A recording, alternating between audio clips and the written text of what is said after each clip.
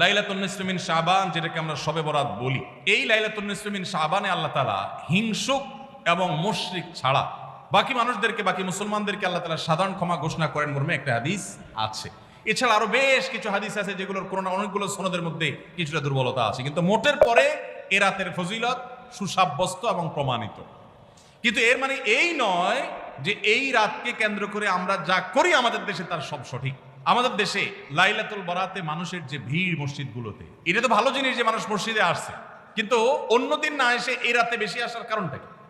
লাইলাতুল কদর বেশি ফজিলতপূর্ণ নাকি এই রাত বেশি ফজিলতপূর্ণ? লাইলাতুল কদরের সাথে কোনো তুলনা চলবে? সেই রাতে মানুষ কি এত বেশি ইবাদতের চেষ্টা করে? তাহলে এই রাতে এত বেশি চেষ্টার রহস্যটা কোথায়? রহস্য হলো আমাদের দেশে মানুষ মনে করে যে এই রাতে ভাগ্য ঠিক হয়, অতএব সারা বছর যাই করি না করি এই একটা রাত মসজিদে গিয়া আল্লাহ বিল্লাহ করে যদি সারা বছরের ভাগ্যটা ঠিকঠাক করা যায়, এরপর আর মসজিদে যায় কেনা। এই চালাকি করলে কি ভাগ্য ঠিক হয়ে যাবে?